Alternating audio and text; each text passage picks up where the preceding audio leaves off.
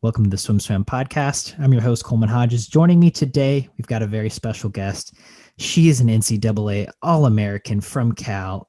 Just this past weekend, she broke 6 Cal dual meet records, including the 100 fly, the 100 free, 200 free relay, 400 free relay, 200 medley relay, 400 medley relay. She was the Pac-12 Swimmer of the Week. We are talking today to Izzy Ivey. Hi, thank you so much for having me. I'm so excited to be here.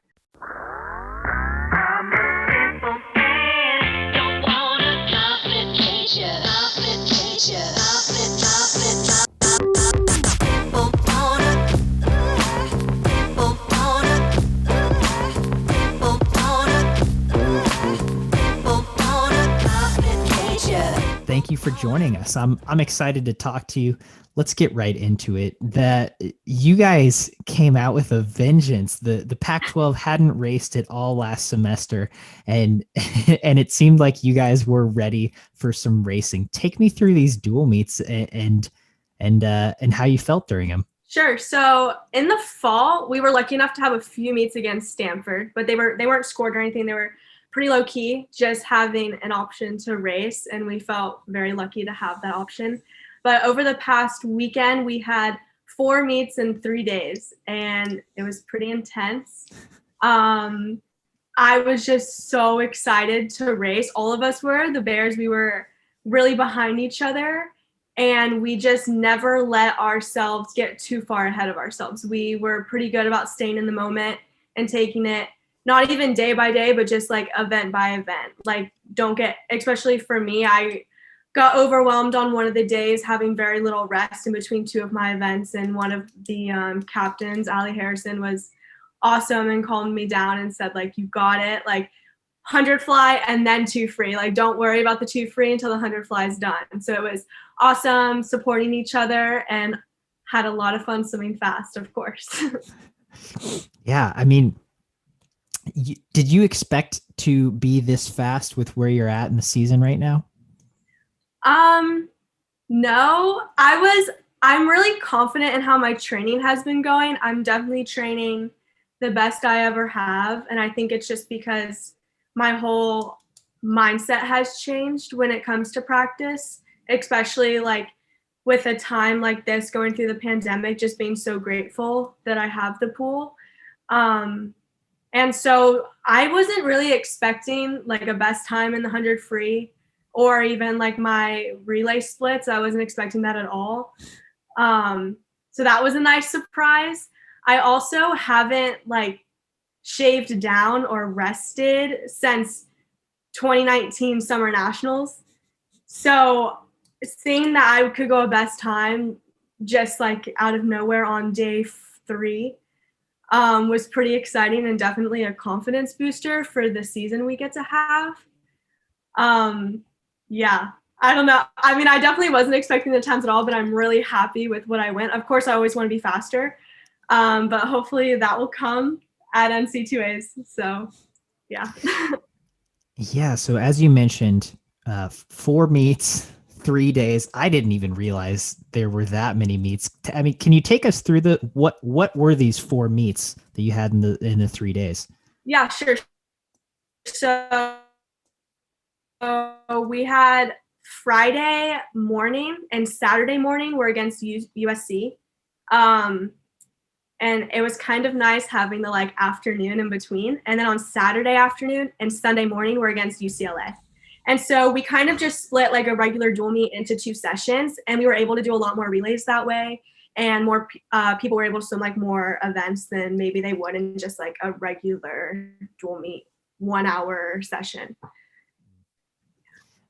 And I mean, can you just kind of take me through your experience with each one, just in terms of how you were feeling? I mean, this seems like a mini NCAAs or conference simulation, right? With all these sessions and all these different races. How did you kind of move through each one?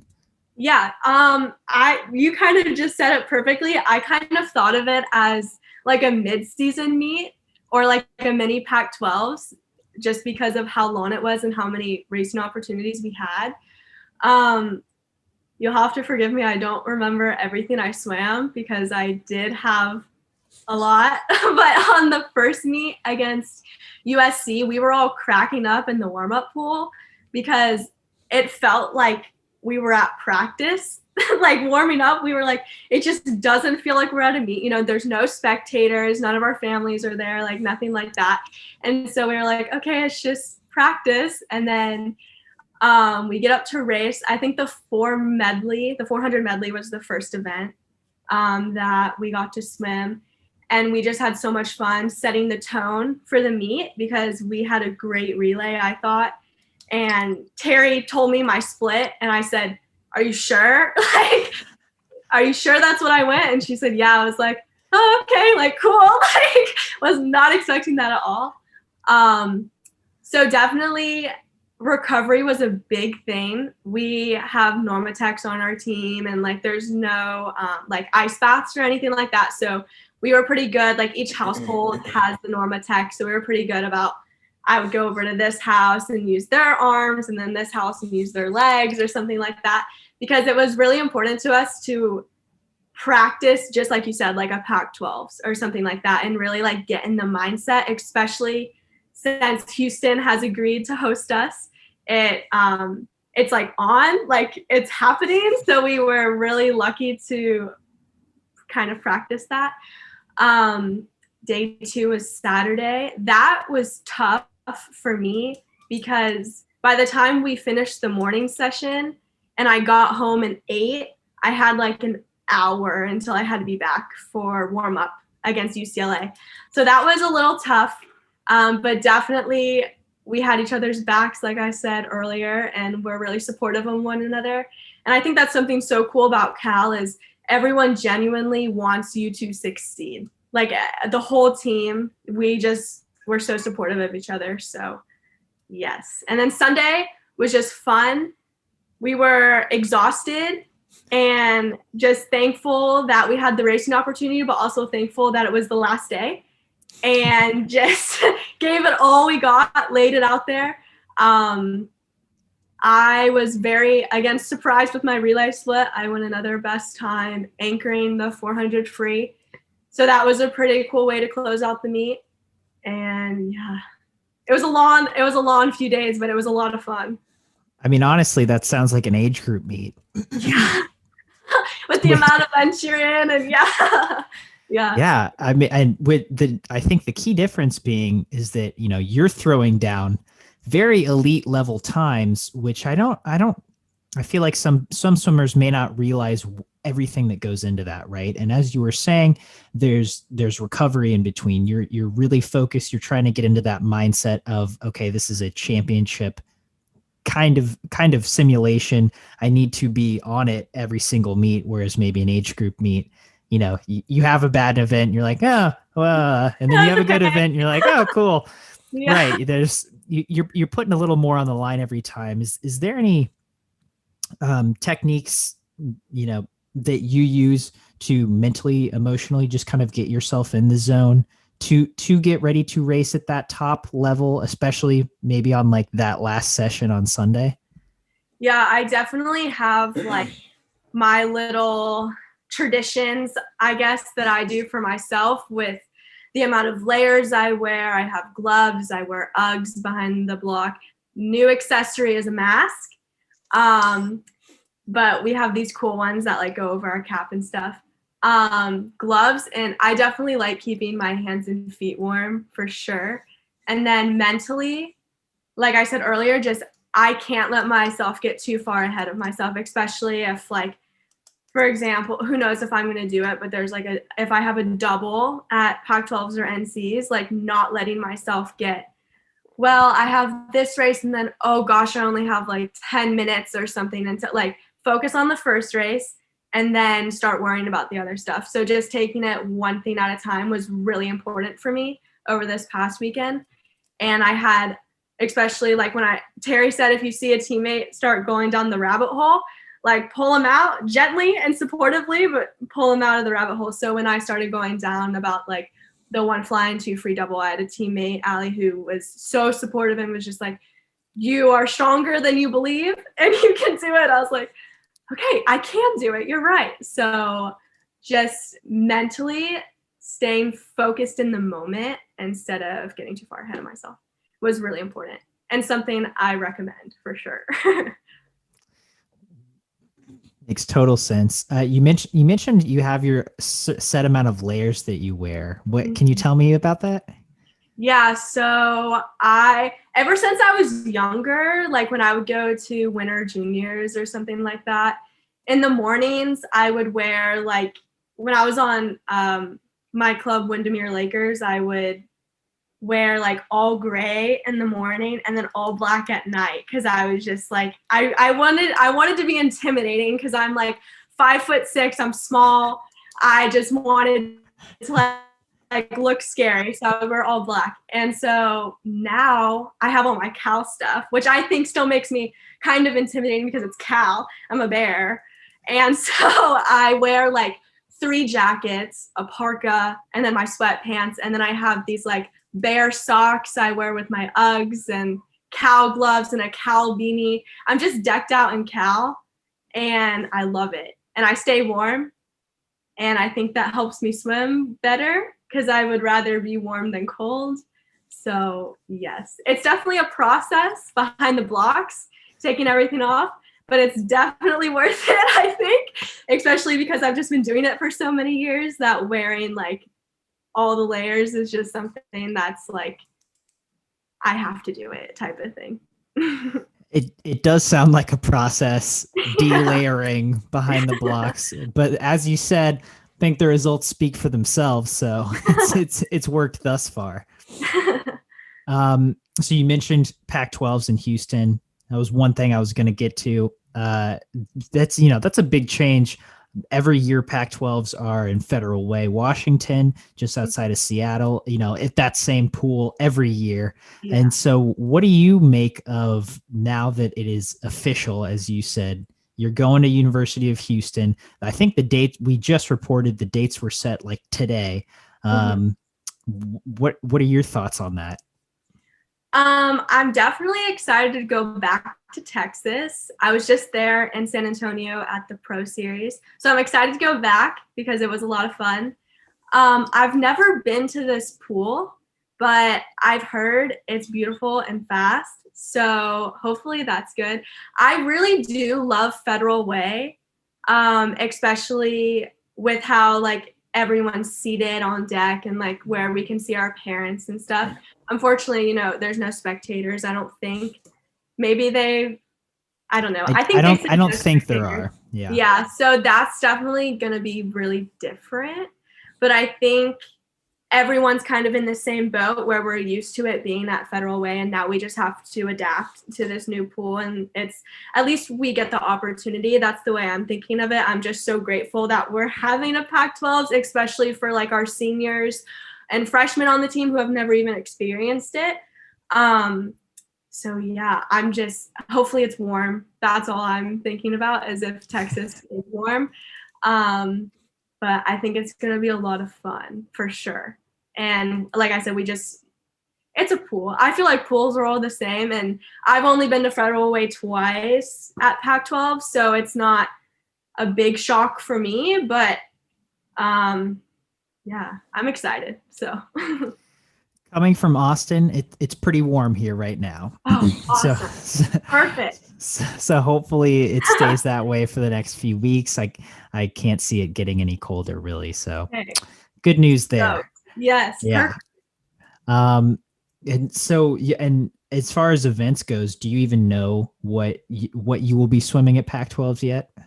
No, it's kind of like a work in progress. I remember last year, Terry asked me what I wanted to swim at Pac-12s, and I said, whatever, I'm going to swim at NCs. And she said, okay, that was the end of the conversation. So it was just kind of, I mean, whenever I swim at Pac-12s, who know, like, I don't know if I'm going to do it at NCs. I'm lucky enough to have qualified in however many events that I have an option.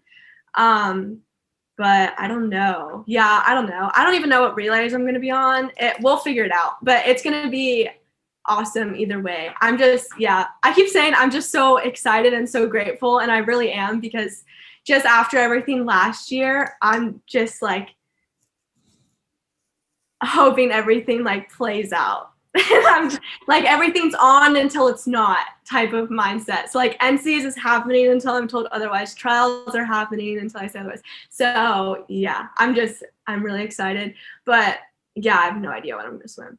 It'll be when you guys find out, that's when I'll probably find out. So That's fair. I'm gonna play the guessing game just a little, and to give our audience some context, I'm thinking possibilities. Obviously, 100 fly, 100 back, 200 IM. I think you had swam those events at your first NCAA's. yes. You just went a 47 and the 100 free, which means you could probably 50 frees on the table at least. I guess 200 free is an option, and then 200 back. I'm pretty sure you could do a good one. Is there an event you would want to swim, just like a single event that you're like, this is my favorite, or like, I want to swim this one? It's not necessarily a favorite, but I haven't swam the 100 breaststroke in so long that I feel like that would just be so fun. I think the last time I swam it was at like high school states in like 2018, 2017, something like that. And so I think that would be so fun. But after the past weekend, I could really say I really enjoy the 100 free. Usually I think my freshman year, I just did it on like the relays and stuff. I didn't swim it individually.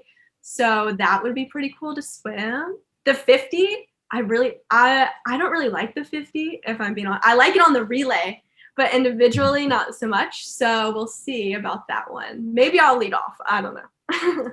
That, I don't feel like you hear that every day. Do you feel like, what don't you like about the 50 individual?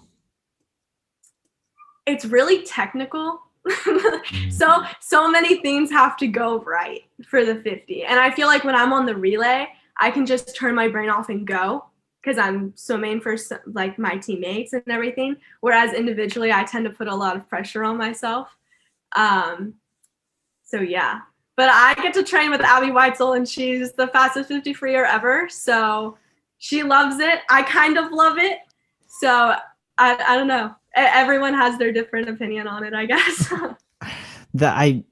I feel like you don't hear a lot of people say, "Oh, I don't like the 50 free," but I think your reasons totally make sense. It's exceedingly technical, especially at the level that you're doing it at. You know, if you're competing at Pac-12s, NCAA's, you got to be on. Do you know your best time in the 100 breast? Oh gosh, it's like a 00 point something. I set like the state record, or I don't know. It's something. I think it's like a 0099. Honestly. Okay. Set the state record, casual. Sorry, I didn't mean it like that. I didn't mean it like that. So humble. Do you think there's a chance you would swim 100 breast at Pac-12s? No. Because I think that would be awesome. I mean, it would be awesome. Maybe if I could like exhibition it, but I doubt I would swim it as like a real event. Maybe at like a dual meet, like next year, I'll ask to swim it. Gotcha. Okay, fair enough. I'm gonna. So end of discussion. We have no idea what you're swimming at Pac-12s, but not a clue. But yeah, whatever it is, sure. Here we go. Let's go Bears. We got it. So yeah. Awesome. So transitioning to just kind of these last 6 months. Like you said, you had a few dual meets in the fall, but there wasn't, or dual meets, quote unquote. You had racing opportunities. What was the fall and this winter semester so far like, just training wise, at Cal?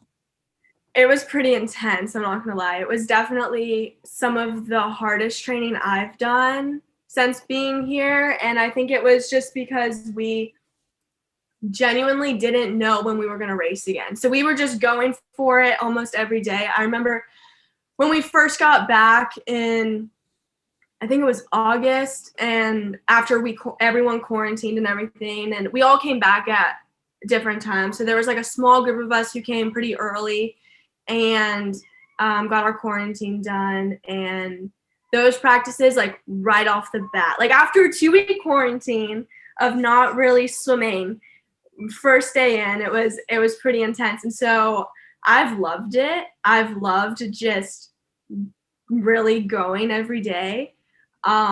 It's been a lot of fun and definitely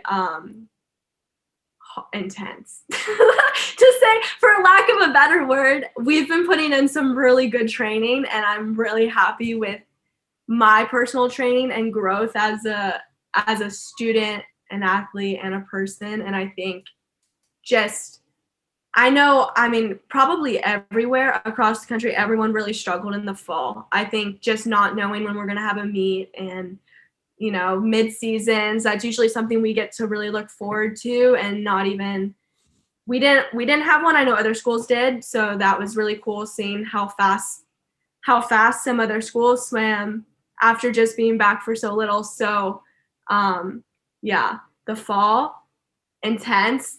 I loved it.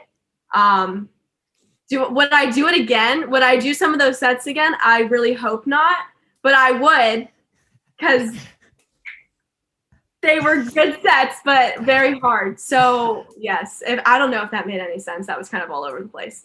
Was there one of these intense sets that stood out to you that you can share with us? We did.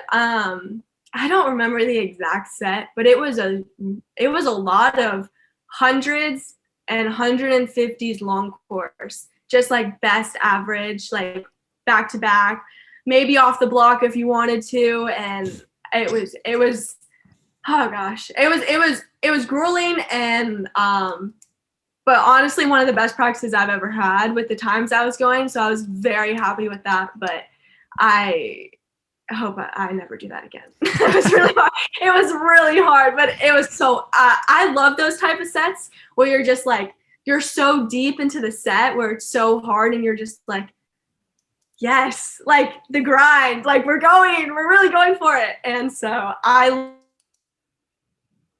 love those type of sets. But I get really intimidated, like thinking back on them. Like, oh, is Terry going to do that again today? I don't know. So yeah. Do you ever find yourself in the middle, when, like you said, when you're in the middle of one of those grindy sets and you kind of like think to yourself, like you can see yourself from above and you're like, oh, this is it. I'm in the middle of it. And like, this is the pain train. Yes. Do you ever get that kind of meta moment to yourself? Yes, absolutely. And I'm very quiet during practice. Like I tend to keep to myself, and I have all my teammates around me like yelling like, yeah, Bears, we got it, like let's go. And I'm just like, yeah. I'm very quiet because I feel like I'm so focused on everything we're doing, and their support is absolutely amazing. And I'm so glad they do that, because it honestly pushes me even harder when they speak out. Especially there's Elise Garcia, she's in my class. She's absolutely amazing.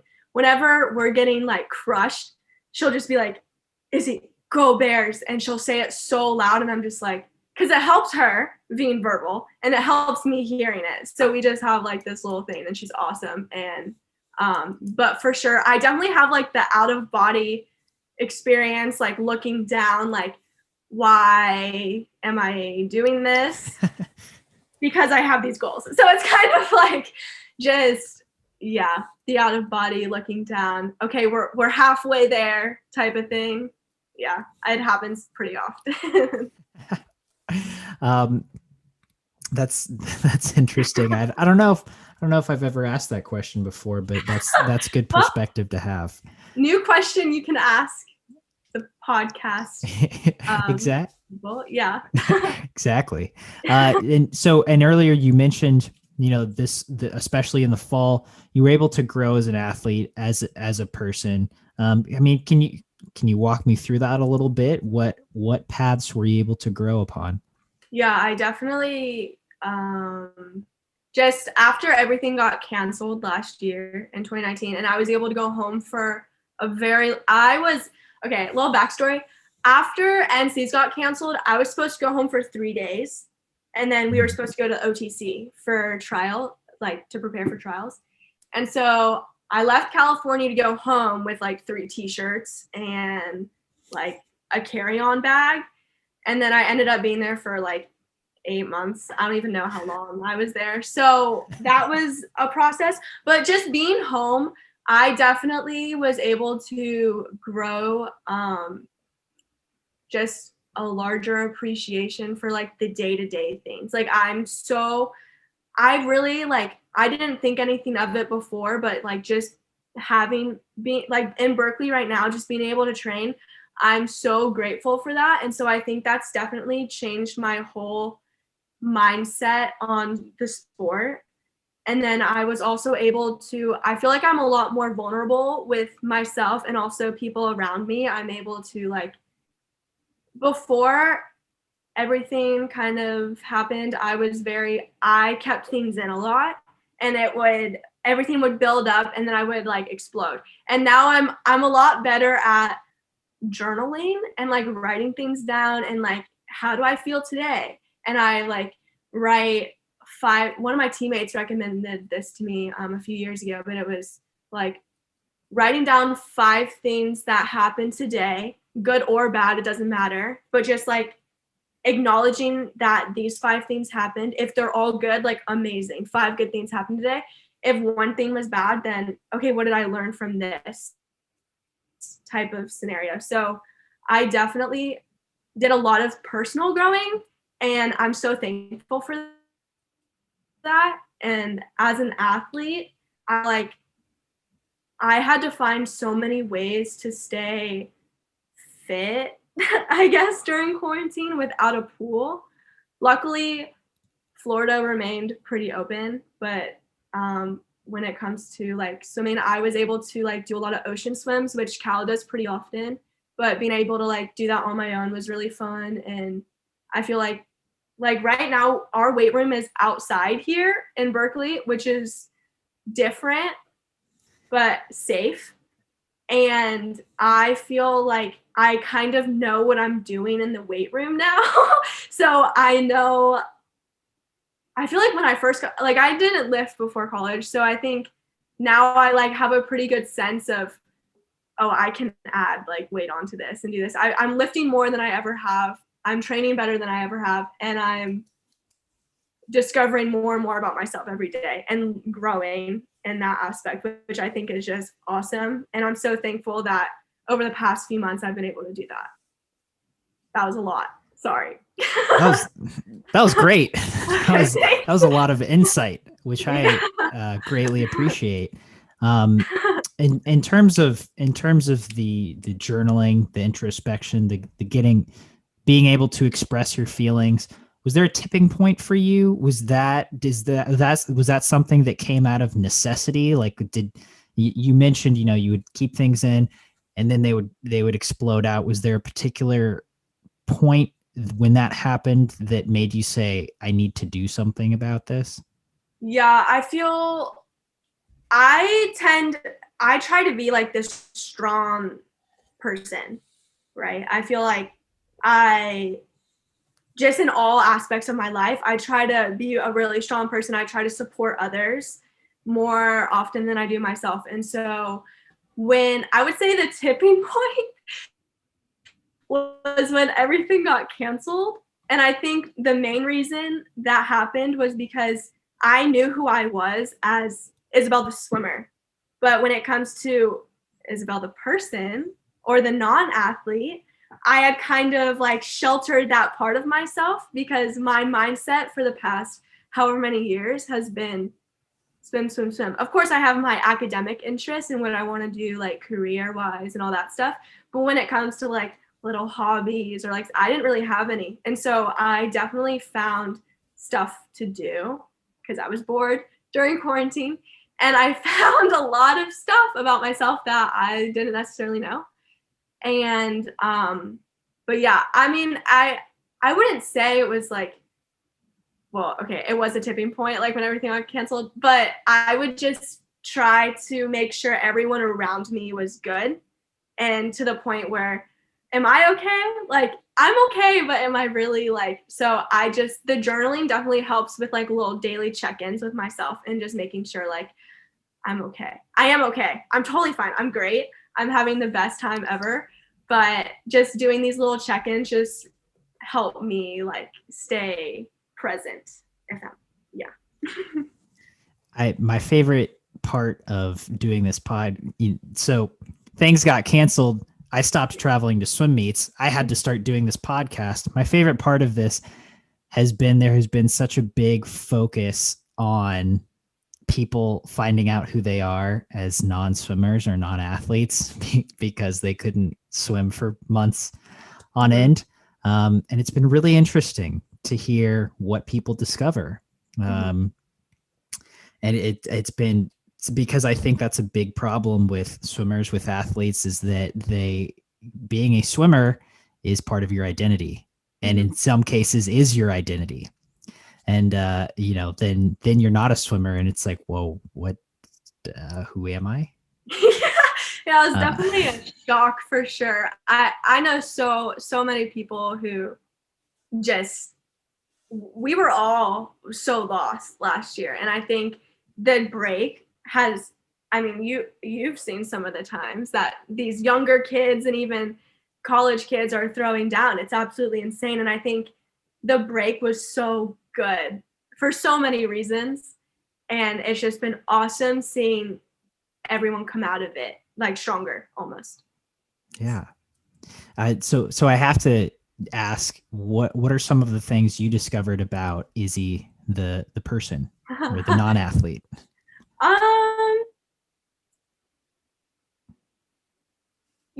Reading has been something where I've always just been like, oh, school, I have to do it. But finding these books that have really changed my perspective on not just athletics, but in all aspects of life have been really cool. I painted a lot. I'm not good. I didn't do these. These are from Target. I'm not good, but it's definitely fun to do. And just, my mom and I over the break, we fostered some kittens. That was fun. I just found like little things that I normally would not have the time to do and really took advantage of it and just did a lot of random little things that turns out I really like. I got really into cooking. I feel like before I would eat out or like I would go to a teammate's house who knows how to cook and I would cut the onion or I don't know, something like that. But now I feel like I'm able to like look at a cookbook or even make my own recipes. Sometimes they don't turn out good, but sometimes they're pretty good. And so I'm just really enjoying life right now. Long story short, I found out who I was outside of swimming and I've been able to bring it back to Berkeley with me. And so I'm very thankful for that. That sounds like a successful journey thus far. That's super cool. And I think, again, quarantine allowed for us to do all of these random little side hobbies or activities that are like, oh, this is actually really enjoyable. Yeah. I have to ask now that you mentioned it, what spoke to you about these 3 paintings in the background when you were at Target? Okay, so I live alone, but I used to live with a roommate and I painted the frame. That was something I painted. It used to be like a wood, but they're all different and unique and definitely liven up the room. They bring life, a little bit of plant life into the room. So do with that what you will. I like them. So yeah. Was it a set? Yeah, all 3 of them. Okay. Yeah. Gotcha. Nice. Yeah, no, I'm all for it. Pro plants for sure. So with this time in quarantine, you were able to do some introspection. And I wanted to ask about the decision you made to come to Cal early. You graduated high school in December of your senior year of high school, came right to Berkeley, which, just not the normal thing not the normal path most people take. Mm-hmm. Have you reflected on that at all, just in terms of how that has impacted where you're at today in this reflection? I definitely realized I felt like I was already pretty mature for my age as a senior in high school, but I definitely feel moving across the country, like straight, like I did my senior year in like 3 months online, and I I was just in a position where I could do that, and I got asked, and of course I was just like, yes, college, like let's go, I'm ready. I was so excited, and I definitely feel like I said, moving across the country and like living alone for the first time. Well, not alone. I was in a dorm with a teammate, but without my parents, and like my whole family lives in Florida. Like grandparents, aunts, uncles, cousins, like everyone lives in Florida. So that was definitely an adjustment, but I had to I feel like okay. I felt like I was mature for my age, but I felt like I had to almost grow up even more with balancing school and swim and dorm life and food and like all this stuff. And I was thinking about that, but at the same time, I would not change a thing.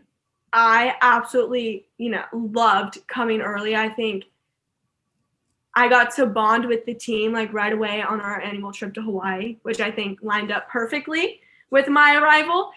And that was so fun. I made so many great memories with the seniors that year that I learned oh gosh. At my NC scene, I called them like cool ants or whatever. I still think about how embarrassing that is that I said that. But it's so true because they taught me so much. Like when it came to the serious stuff, like living and like balancing school, like they were awesome people to go to. And also awesome people were like, you want to do something fun, they can show you something fun around to do in Berkeley. Like, so they were like the cool, fun aunts that you can like go to for advice, but also know how to like, oh, like you like this type of music? Well, here you go, like stuff like that. I don't think okay. So I struggled balancing school and swim my first semester, like terribly.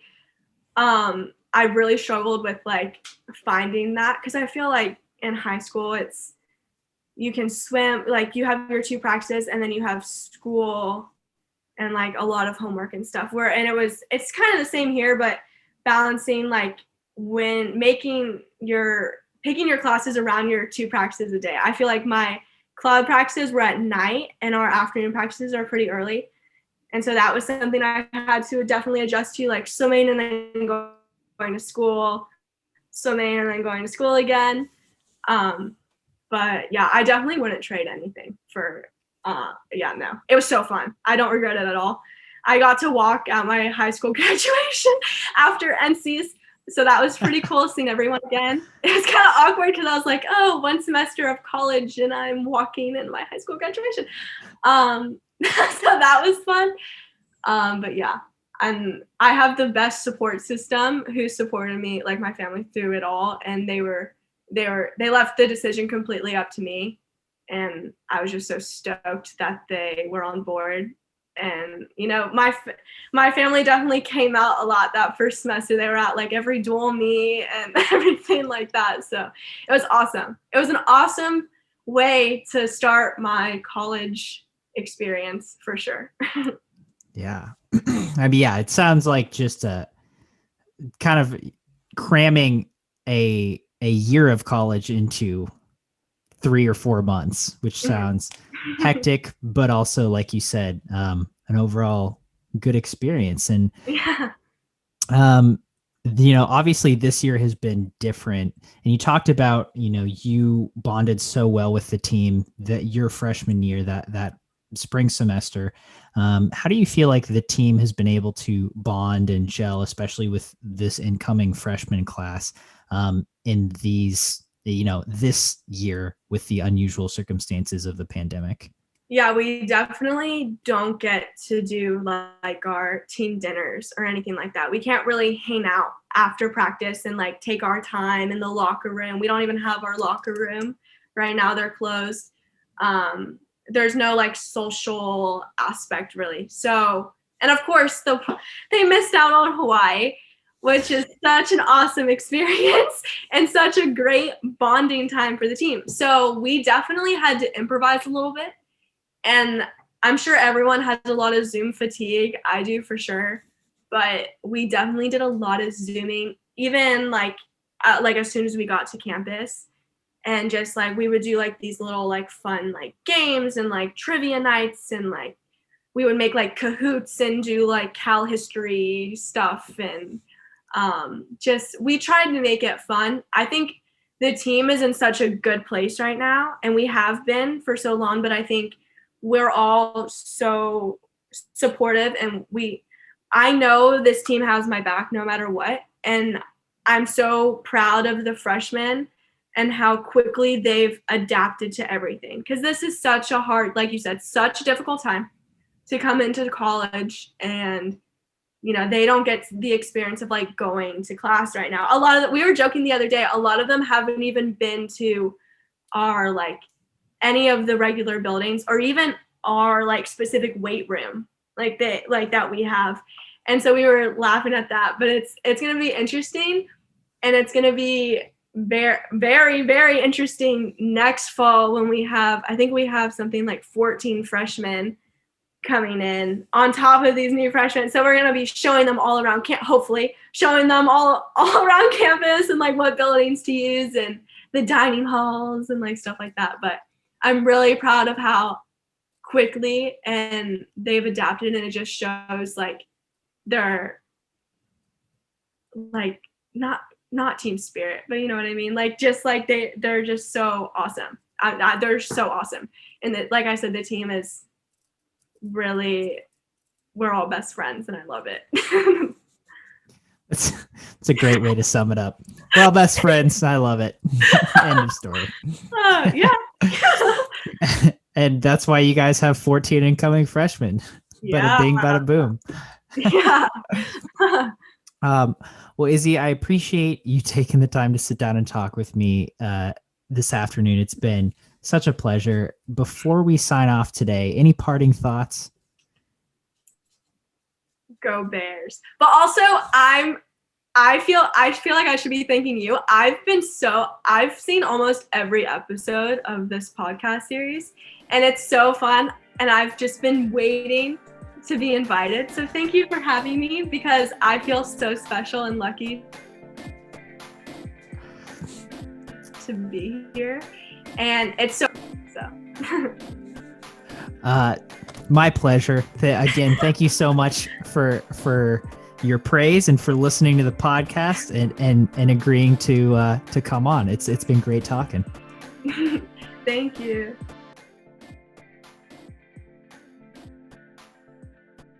You've been listening to the SwimSwam podcast. Stay tuned for new episodes every week. You can take SwimSwam podcast on the go by subscribing on your favorite podcast platform. Look for links in the description below, and be sure to subscribe to our YouTube channel for more videos as well.